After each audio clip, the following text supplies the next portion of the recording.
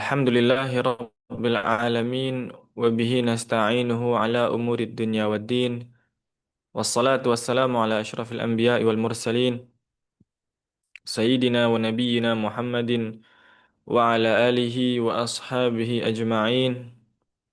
Allahumma allimna ma yanfa'una wanfa'na bima 'allamtana wa zidna ilman ya rabbal alamin. Allahumma rizqna ikhlasan niyyati fil qawli wal amal. Puji syukur kita panjatkan kehadirat Rabb yang telah menciptakan, yang telah menyempurnakan, yang telah memberikan takdir bagi kehidupan kita. Salawat dan salam semoga senantiasa terlimpahkan kepada junjungan kita Nabi besar Muhammad sallallahu alaihi wasallam, kepada keluarga, para sahabat serta mereka yang mengikuti jejak langkah mereka hingga yaumil akhir. Kita berdoa pada Allah agar apa yang kita pelajari menjadi ilmu yang bermanfaat. Dan agar ilmu yang telah kita pelajari, Allah jadikan itu bermanfaat, bisa kita aplikasikan dalam kehidupan kita, dan kita meminta kepada Allah agar ditambahkan ilmu-ilmu yang bermanfaat. Dan kita berharap kepada Allah Subhanahu wa Ta'ala agar kita senantiasa berada dalam bimbingan untuk bisa menghadirkan niat yang ikhlas dalam setiap ucapan dan juga perbuatan kita. Amin, amin, Allahumma amin. Hadirin jamaah tafsir Quran, Rumah Quran Ailah yang dirahmati oleh Allah Subhanahu wa taala. Senang rasanya kita berjumpa kembali di dalam rutinan kita untuk membahas, mentadabburi, mendalami Al-Qur'anul Karim, dan juga kita mengharapkan agar dari apa yang kita pelajari ini bisa membawa dampak-dampak positif, dampak keberkahan di dalam kehidupan kita secara umum.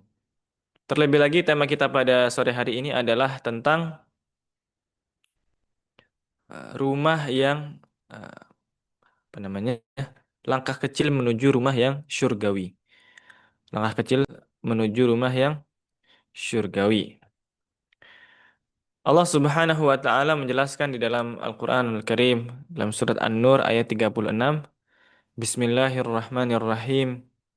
Fi buyutin azinallahu an turfa'a wa yuzkara fiha ismuhu yusabbihu lahu fiha بالغدو والآصال رجال لا تلهيهم تجارة ولا بيع عن ذكر الله وإقام الصلاة وإيتاء الزكاة يخافون يوما تتقلب فيه القلوب والأبصار ليجزيهم الله أحسن ما عملوا ويزيدهم من فضله والله يرزق من يشاء بغير حساب.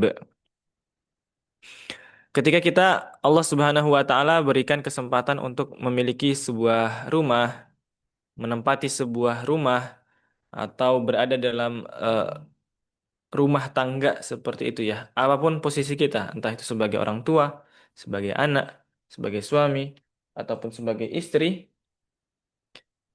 pasti kita pengen yang namanya baiti jannati. Rumahku adalah syurgaku.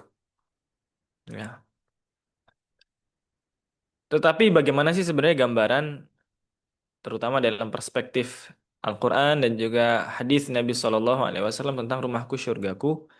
Ya, nah disinilah kita pengen mempelajari, kita berniat supaya rumah yang kita tempati itu terasa surgawi. Sebelum nantinya Allah Subhanahu wa taala semoga juga kumpulkan kita bersama seluruh anggota keluarga kita di dalam surga Firdaus yang tertinggi. Amin. Allahumma amin. Jadi ada ungkapan menyebutkan bahwa apabila kita ingin mati fi sabilillah, maka hiduplah pula fi sabilillah. Jika kita ingin ditemani oleh Al-Quran di dalam kubur, maka jadikanlah Al-Quran teman tidur. Jika kita ingin mendapatkan syafaat Al-Quran di hari kiamat, maka ketika di dunia, jadikanlah Al-Quran sebagai teman dekat.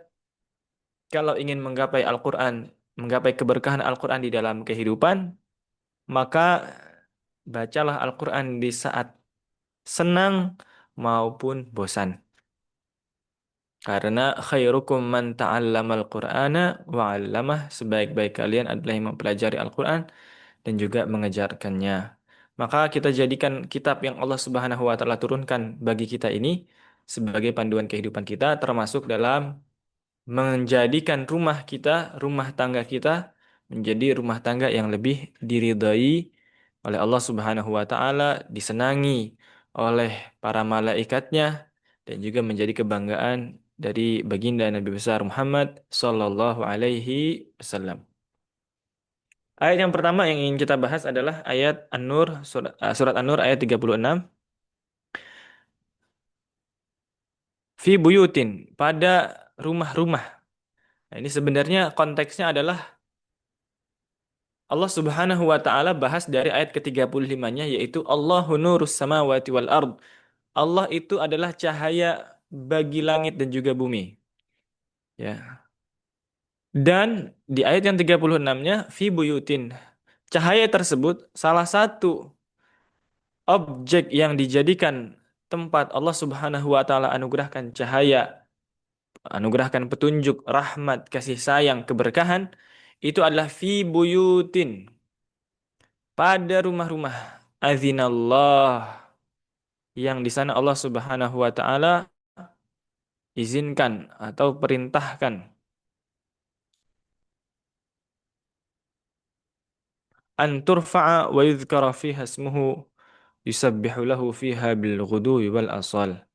Yang Allah Subhanahu wa taala perintahkan atau izinkan di sana untuk diagungkannya nama Allah Subhanahu wa taala, disebut-sebut namanya pada pagi hari maupun pada petang hari. Kalau kita membahas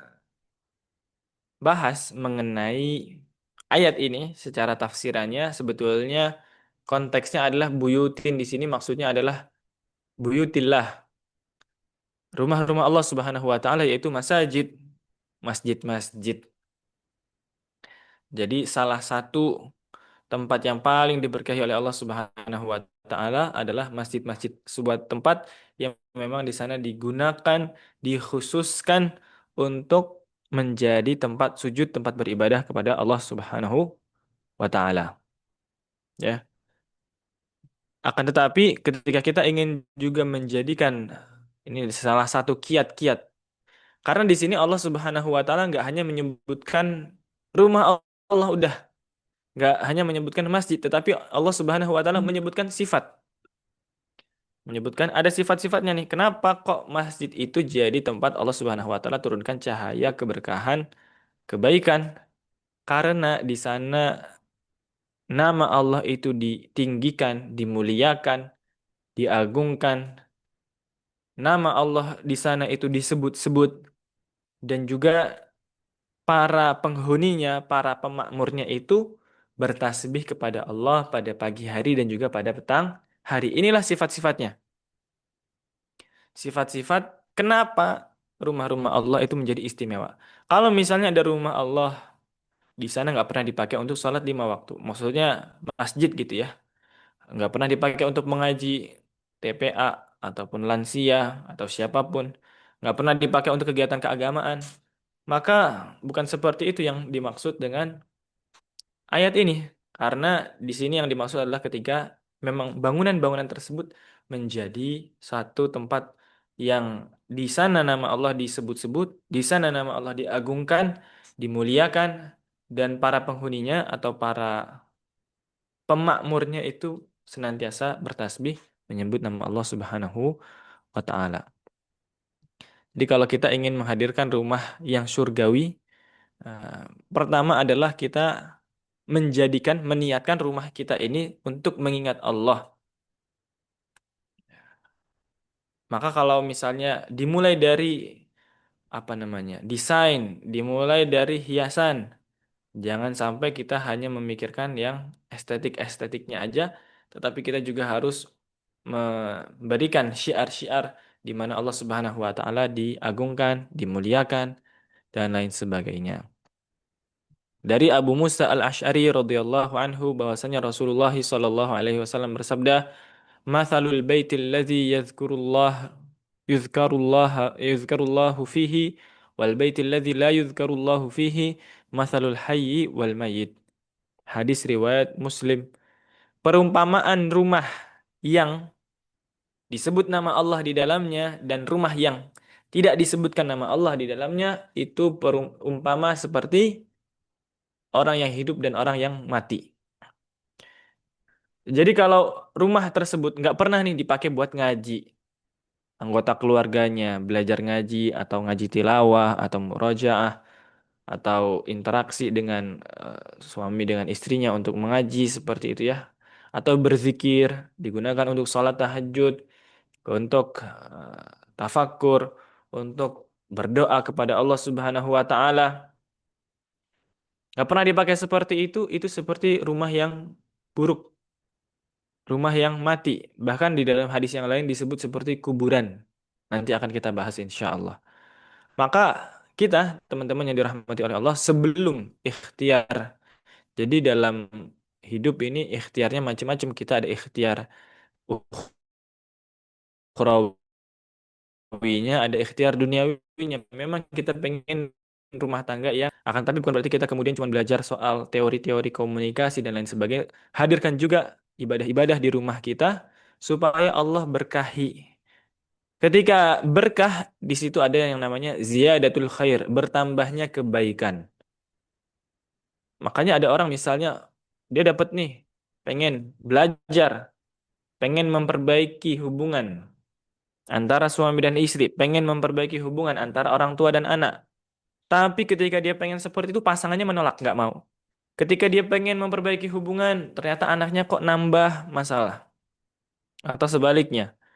Ah, itu karena bisa jadi tidak ada keberkahan di dalam rumahnya. Maka jadikanlah bangunan yang kita tinggali itu tempat di mana Allah Subhanahu wa taala menurunkan berkah, menurunkan cahayanya, menurunkan rahmatnya kepada kita.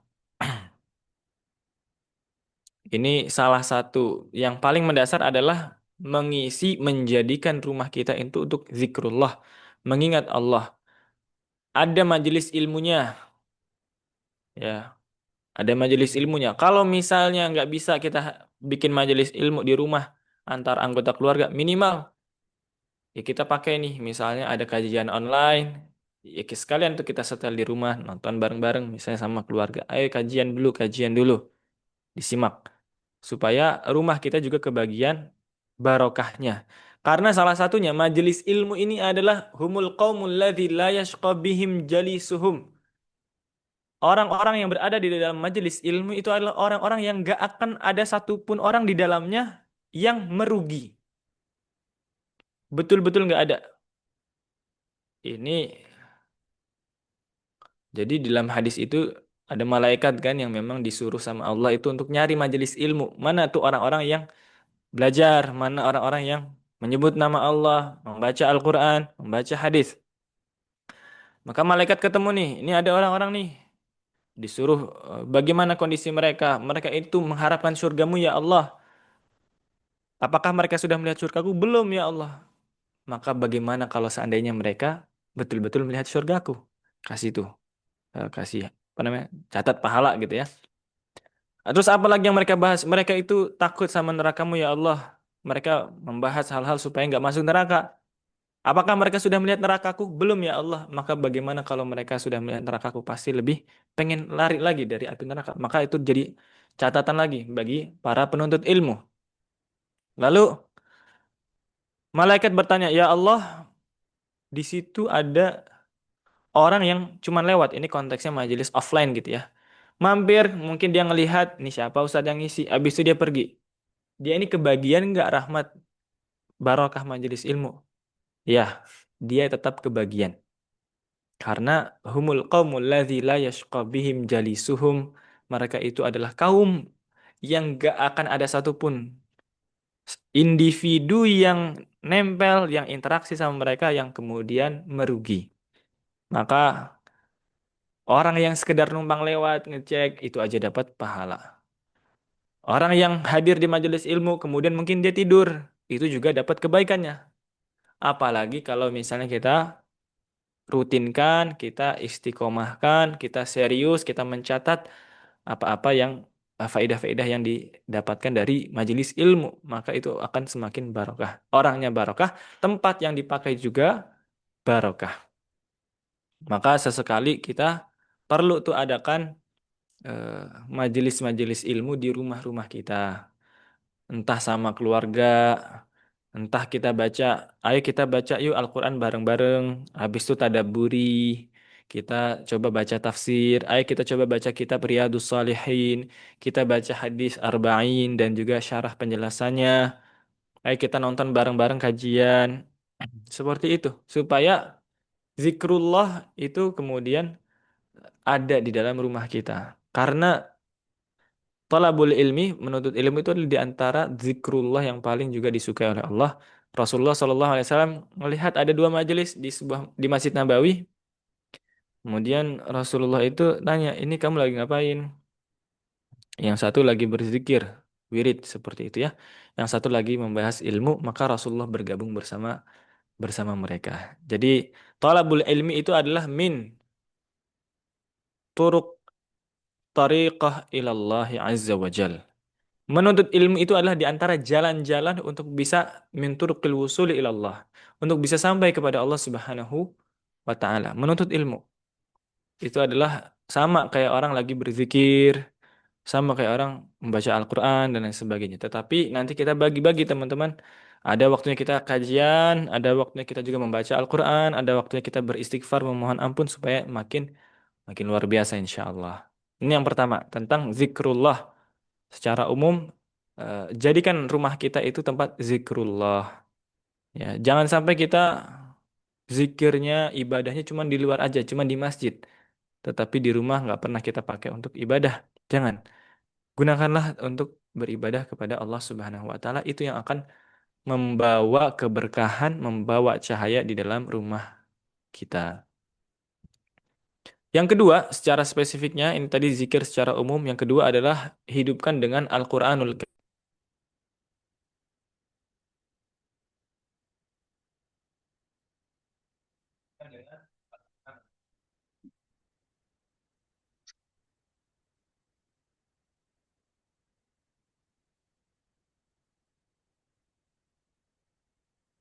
Suara saya terdengar.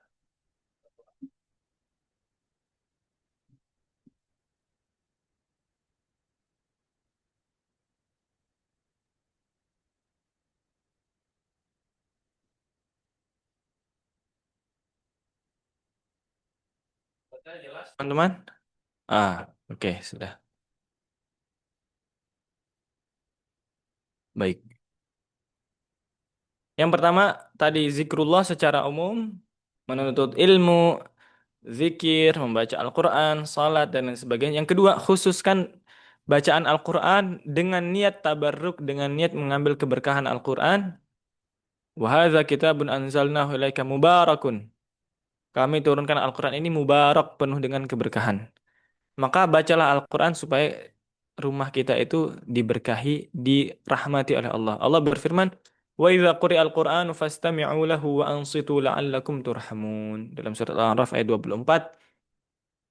Dan apabila Al-Quran dibacakan, maka dengarkanlah dia dan diamlah agar kalian mendapatkan rahmat. Karena bacaan Al-Quran itu mendatangkan rahmat. Al-Quran itu mendatangkan rahmat. Kalau rumah nggak pernah dibacain Al-Quran, itu nanti perumpamaannya seperti kuburan. Seperti yang disabdakan Nabi SAW dalam hadis Abu Hurairah radhiyallahu an, "La taj'alu buyutakum qubura, inna syaitana yanfiru minal baitil ladzi tuqra'u fihi suratul Baqarah." Jangan jadikan rumah kalian seperti kuburan. Karena sesungguhnya setan itu akan lari dari rumah yang di sana dibacakan suratul Baqarah. Jadi kalau bisa ada rutinan khataman surat Al-Baqarah di rumah kita. Ya, supaya apa? Supaya setan-setan nggak seneng gangguin kita dan keluarga. Supaya kita semua lebih mudah dalam ketaatan kepada Allah. Supaya anak-anak lebih mudah ngedengerin nasihat. supaya kita semua cenderung kepada kebaikan, ringan dalam amal soleh, supaya rumah kita lebih tentram, lebih tenang. Karena ada orang-orang tuh kalau dia udah balik ke rumah, bawaannya kok mudah sekali konflik, ya. Bawaannya nggak seneng sama pasangannya, nggak seneng sama anaknya, pengennya ngomelin terus, pengennya marah terus. Tolong saya salah Pak. Bawaannya seperti itu. Giliran dia keluar rumah malah lebih lebih tenang, malah lebih tenang. Nah, ini saya sendiri pernah mengalami teman-teman. Ketika itu saya di Mesir, saya baru pindah rumah. Eh, saya baru pindah rumah, rumah itu sebelumnya kosong agak lama. Saya tinggal juga ke Indonesia, lalu bawa keluarga ke Mesir. Begitu masuk rumah itu, atau ketika kami tiba, anak saya, anak saya sakit. Anak sakit, kemudian saya pribadi saat itu mengalami kebingungan, kegalauan, rasa takut. Aduh ini, oh gini banget ya, malah bawa keluarga tapi dia begini, gini, sama pasangan juga cekcok dan lain sebagainya. Takut bahkan untuk berobat, bawa anak berobat itu tuh berat banget bawaannya. Pengennya pulang aja, pengennya pulang, pulang, pulang. Tapi begitu udah keluar dari rumah, udah kan dipaksain kan karena ini anak sakit harus diobatin. Dipaksain lah saya keluar sama istri. Udah tuh hilang pikiran-pikiran buruk tuh hilang. Udah ya udah kita jalanin dengan sabar dan lain sebagainya. Nggak ada lagi pikiran yang tadi misalnya pengen pulang menyesali membawa keluarga dan lain sebagainya. Nah, itu apa namanya? Saya beberapa kali mimpi di rumah itu tuh mimpinya nggak baik gitu ya. Mimpi ada makhluk-makhluk yang nggak bagus. Lalu istri saya juga katanya sempet tuh melihat dalam tanda kutip ya, ketika saya tidur waktu itu saya sakit, kok ada makhluk lain gitu yang ada di dekat saya. Dia antara bangun dan juga antara sadar dan tidak sadar seperti itu. Ah, itulah kemudian saya merasakan, oh itu bisa jadi karena kita belum bacakan Al-Baqarah di rumah kita. Akhirnya setelah itu mulai dibacakan. Jadi penting sekali bagi kita untuk membersihkan, menjernihkan rumah itu dengan bacaan-bacaan Al-Quran. Sambil kita niatkan untuk meruqyah, sambil kita niatkan untuk mengambil keberkahan dari Al-Quran, keberkahan dari hadis Nabi Shallallahu Alaihi Wasallam, bahwasanya setan itu lari kalau rumah dibacakan surat Al-Baqarah. Jadi kalau teman-teman habis bangun rumah, habis pindahan rumah, tasyakuran, panggil penghafal-penghafal Al-Quran, santri-santri dibagi-bagi, ayo baca surat Al-Baqarah khataman, 10 halaman atau 5 halaman, 5 halaman, ada sekitar 49 halaman, 48 halaman. Setelah itu sambil membacakan Al-Quran, di situ ada wadah air, nanti airnya itu di tengah-tengah, nanti setelah itu disemprot-semprotkan ke pojok-pojok, ke berbagai tempat yang ada di dalam rumah supaya rumahnya semakin diberkahi. Seperti itu. Ini penting sekali. Apalagi kalau rumahnya habis ditinggal lama, nggak kepakai, dan lain sebagainya. Yang kedua tadi adalah Al-Quran. Yang pertama zikir secara umum, yang kedua adalah Al-Quranul Karim. Karena Al-Quran juga ada dari min afdaliz zikri, sebaik-baik zikrullah. Yang ketiga adalah menjadikan rumah sebagai tempat sholat sunnah. Menjadikan rumah sebagai tempat salat sunnah. Allah berfirman, "Wa'mur ahlaka bis-shalah wastabir 'alaiha. La nas'aluka rizqan, nahnu narzuquk. Wal 'aqibatu lit-taqwa." Perintahkanlah keluarga kamu ini untuk melaksanakan salat dan bersabarlah dalam proses memerintahkan ini. Nah, La nas'aluka rizqa. Kami nggak meminta rizki darimu. Sebaliknya kamilah yang akan memberikan rizki kepada kamu. Dan akibah dan pada akhirnya urusan-urusan itu akan menguntungkan bagi orang-orang yang bertakwa. Jadi rumah keluarga ini harus diajarkan supaya sering-sering sholat sunnah di rumah. Kalau perempuan boleh sholat wajib di rumah. Tetapi kalau ke masjid juga boleh. Cuma yang perlu ditekankan adalah sholat-sholat sunnah, misalnya qabliyahnya atau ba'diyahnya, atau sholat tahajud, atau sholat duha, atau sholat hajat, sholat istikharah. Di mana-mana dipakai. Di ruang kerja, di ruang tamu, di dekat dapur, di dekat gudang, di kamar tidur. Semua kalau bisa sudut dipakai untuk sholat. Supaya sudut-sudut rumah kita itu kelak juga akan menjadi saksi kepada Allah bahwa kita menggunakan tempat tinggal itu untuk beribadah kepada Allah Subhanahu wa taala. Nanti bonusnya, jadi prosesnya ngajarin ini pasti lama. Pasti butuh kesabaran, apalagi misalnya anak-anak kita harus ajarin dia nanti kadang masih main-main, kadang nengok ke sana kemari. Sabar. Yang penting kita nempel aja mau sampai salam itu sudah bagus.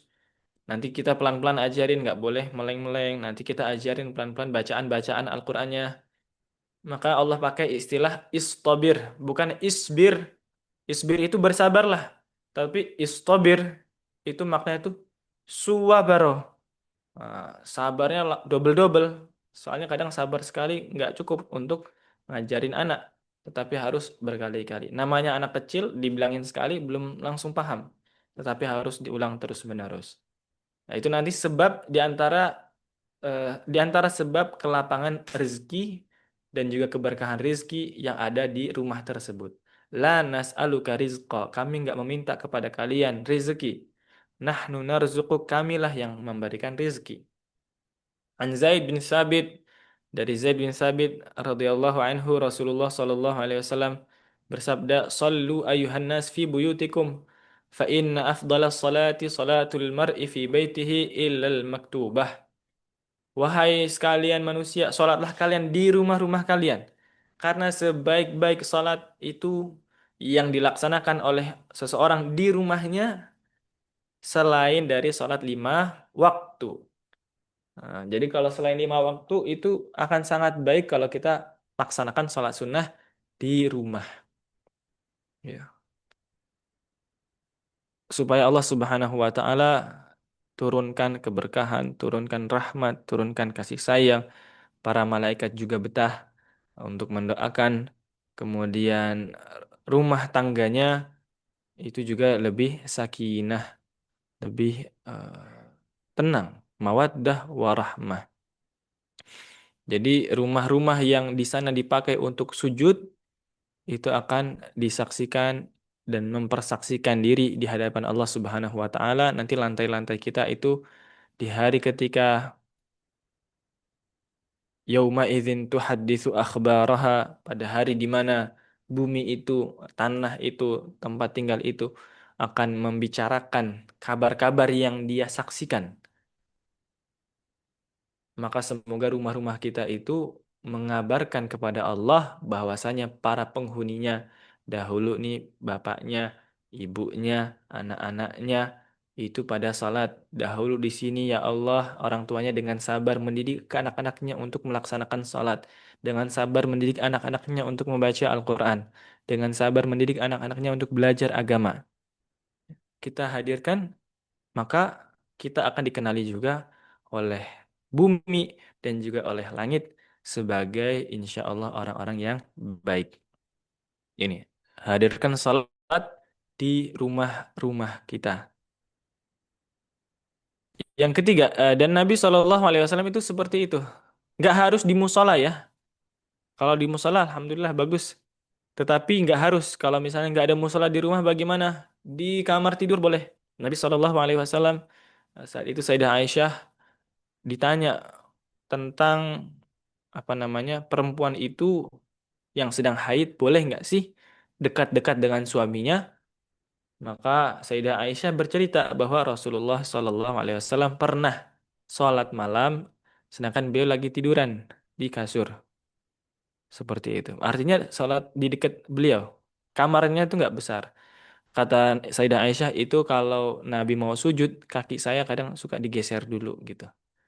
Nah, itu kan berarti di kamarnya tidurnya Rasulullah dan juga Sayyidah Aisyah. Bukan berarti megang kakinya. Kalau seperti itu menurut mazhab Syafi'i batal. Tetapi barangkali kakinya itu terlapisi dengan selimut atau dengan kain sehingga Rasulullah singkirkan kaki itu supaya Rasulullah muat untuk bersujud.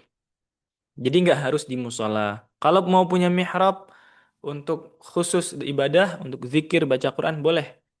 Ya, tetapi kalau misalnya di kamar, di ruang tamu, di ruang tengah kita pakai untuk sholat, itu juga akan sangat-sangat baik insya Allah. Dan yang keempat, tadi yang pertama adalah zikrullah secara umum. Yang kedua adalah membaca Al-Quranul Karim. Yang ketiga adalah menjadikan sholat, menjadikan rumah kita sebagai tempat sholat juga. Yang keempat adalah mengucapkan salam ketika setiap kita memasuki rumah, bahkan kalaupun nggak ada orang di situ. Allah Subhanahu wa taala berfirman dalam surat An-Nur ayat 61. Jadi kalau kita mau baca banyak sekali ayat-ayat tentang interaksi antara laki-laki dan perempuan, antara anak dan juga orang tua, antara suami dan istri, antara pokoknya keluarga gitu ya. Itu banyak banget di dalam surah An-Nur Allah bahas. Tadi kita bahas fi buyutin azinallah. An-Nur ayat 35, 36 dan seterusnya. Kemudian ini juga An-Nur ayat 61. Lalu ada ayat dalam surah An-Nur itu ada pembahasan adab bertamu itu juga banyak Masya Allah itu ayat-ayat sosial tuh ada di surat An-Nur banyak. Di An-Nur ayat 61 Allah berfirman فَإِذَا دَخَلْتُمْ بُيُوتًا فَسَلِّمُوا عَلَى أَنفُسِكُمْ تَحِيَّةً مِنْ عِنْدِ اللَّهِ مُبَارَكَةً طَيِّبَةً. Kalau kalian masuk ke dalam rumah-rumah, masuk rumah kamu, masuk rumah orang, salam, ucapkan salam. Fasallimu ala anfusikum. Ucapkanlah salam untuk diri kalian sendiri. Nah, ini ada yang menafsirkan maksudnya adalah diri kalian sendiri itu yang pertama, ya diri sendiri. Ketika kita mengucapkan salam, kita juga mendapatkan keberkahan.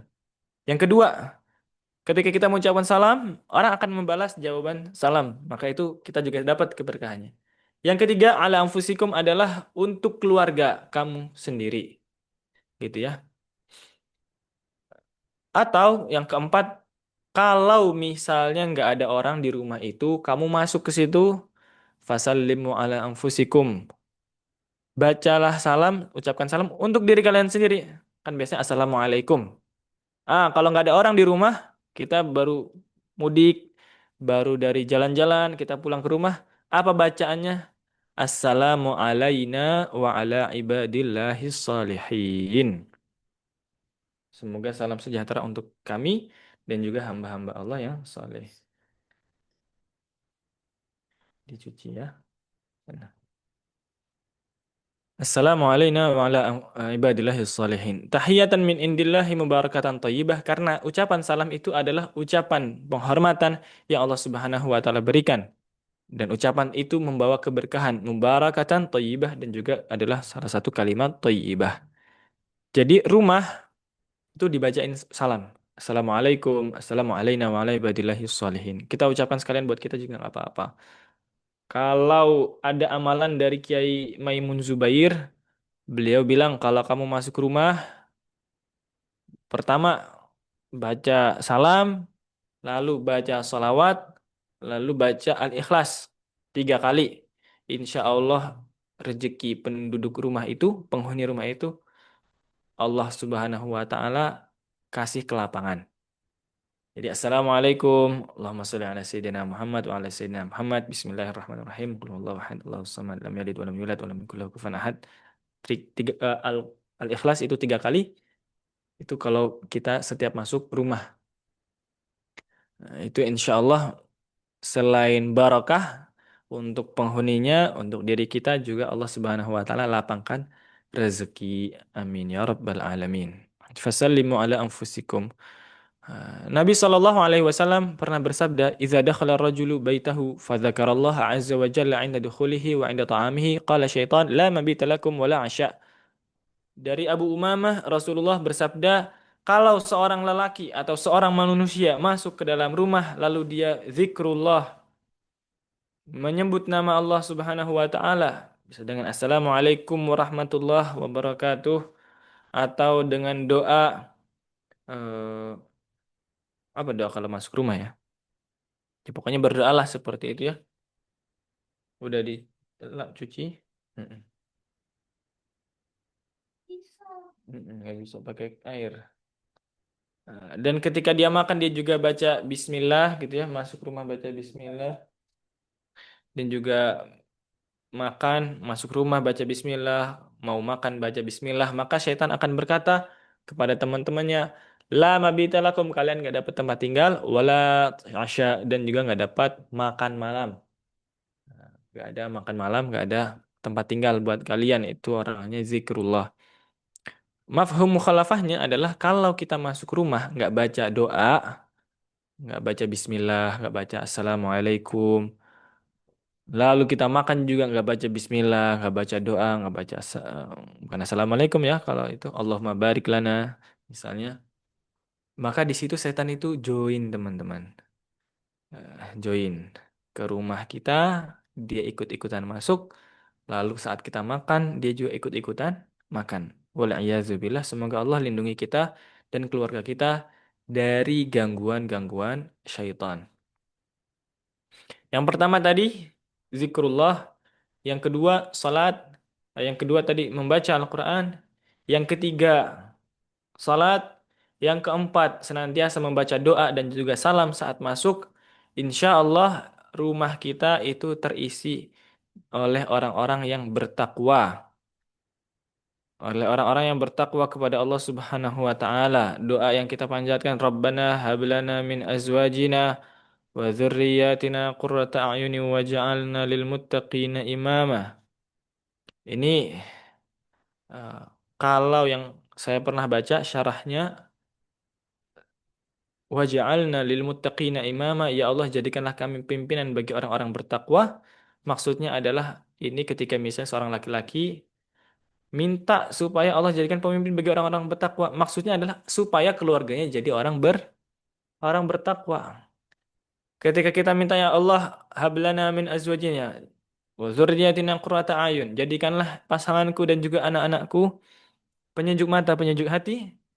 Itu maksudnya adalah bertakwa, rajin zikir, rajin baca Quran, rajin salat, rajin berdoa, ya ucapan-ucapannya baik. Itu jadi orang yang bertakwa. Nah, kalau satu anggota keluarga ini atau satu keluarga ini orang-orang yang bertakwa atau bahkan satu aja yang takwanya bagus gitu ya, maka itu bisa membawa keberkahan di dalam rumah. Apalagi kalau semuanya itu anak-anak yang bertakwa, keluarga yang bertakwa pada Allah, satu visi, satu tujuan untuk lebih dekat kepada Allah Subhanahu wa taala. Bapaknya ketika mencari nafkah dengan cara yang baik, rezeki yang halalan thayyiban.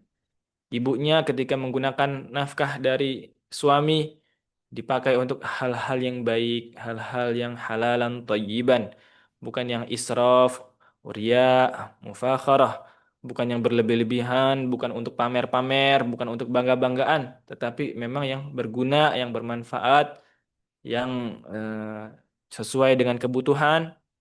Lalu anak-anaknya juga ketika menggunakan harta, menggunakan nafkah, fasilitas dan lain sebagainya dipakai dengan hal-hal yang baik untuk ibadah, untuk belajar dan lain sebagainya. Nah, kalau keluarga seperti ini, Allah Subhanahu wa taala akan bukakan keberkahan dari langit dan juga dari bumi untuk orang-orang ini. Allah berfirman dalam surat Al-A'raf ayat 96, "Walau anna ahlal qura amanu wattaqau, lafatahna 'alaihim barakatim minas sama'i wal ard." Seandainya ada satu penduduk kampung. Nah, ini kalau kampung, ini tapi kalau kita bahas rumah gitu ya, seandainya ada satu penduduk rumah yang mereka beriman pada Allah dan juga bertakwa pada Allah, pasti akan kami bukakan berkah dari langit dan juga berkah-berkah dari bumi. Dari atas ada rezeki, dari bawah ada rezeki, kebaikan-kebaikan datang dari segala penjuru. Nah, inilah beberapa hal, 4 hal ya, 4 poin. Semoga kita bisa hadirkan dalam setiap rumah tangga kita, setiap rumah kaum muslimin. Kita isi dengan zikrullah, la ilaha illallah, astaghfirullah, as'alukal jannah, wa a'udzubika minan nar. Kita baca zikir pagi dan petang. Kita kemudian juga baca Al-Quran, baca Al-Mulk setiap malam. Lalu kita juga dirikan salat sebelum tidur 1 rakaat. Lalu misalnya kita kalau masuk rumah, Assalamualaikum. Kalau nggak ada orang, assalamu alayna wa ala ibadillahis sholihin. Kalau misalnya masuk rumah, kita baca Bismillah. Ditambah lagi dengan salawat Allahumma salli ala Sayyidina Muhammad. Masya Allah, itu rumah akan jadi rumah yang surgawi. Rumah yang disenangi para malaikat. Rumah yang nikmat, nyaman, tenang, tentram ditinggali. Rumah yang insya Allah memudahkan para penghuninya untuk lebih dekat kepada Allah, untuk meninggalkan maksiat. Hatinya mudah diarahkan pada kebaikan. Dan juga sama-sama bisa istiqomah, solid dan kompak di dunia, lalu juga akan solid dan kompak sampai ke surga. Amin. Amin ya Rabbal Alamin. Kurang lebih seperti itu yang bisa kami sampaikan. Semoga apa yang saya sampaikan ini juga menjadi pengingat untuk diri saya pribadi dan juga hadirin sekalian. Saya serahkan kepada moderator Mas Afan untuk memandu sesi tanya jawabnya. Barakallahu fikum. Wassalamualaikum warahmatullahi wabarakatuh. Waalaikumsalam warahmatullahi wabarakatuh. Jazakallah khairan katsiran Ustaz Hamad atas penyampaiannya, Masya Allah luar biasa. Buat solian-soliat hadirin sekalian yang ingin bertanya bisa dituliskan di kolom chat bagi yang mungkin ingin menanyakan baik kehidupannya sehari-hari atau ada yang dibingungkan atau ada yang keraguan dalam melakukan aktivitas bisa juga ditanyakan seputar amalan soleh atau kegiatan lainnya. Kami tunggu 2 menit.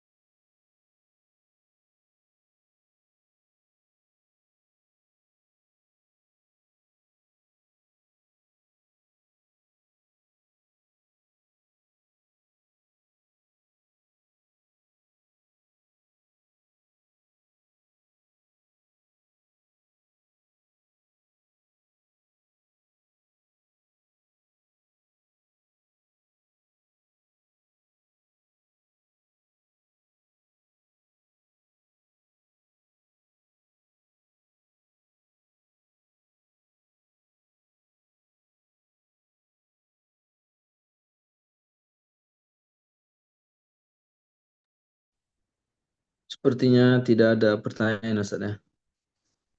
Karena tidak ada, maka marilah kita cukupkan dengan baca hamdalah bersama-sama. Alhamdulillahirabbil alamin dan sempurnakan dengan kifaratul majelis. Subhanakallahumma wa bihamdika asyhadu an la ilaha illa anta astaghfiruka wa atubu ilaik. Terima kasih buat teman-teman semua yang sudah hadir. Semoga apa yang disampaikan Ustadz Hamad Rosadi menjadi ikhtibar dan amal kebaikan untuk kita semua dan kita juga niatkan untuk kehidupan sehari-hari kita. Terima kasih. Mohon maaf apabila ada salah kata. Wassalamualaikum warahmatullahi wabarakatuh.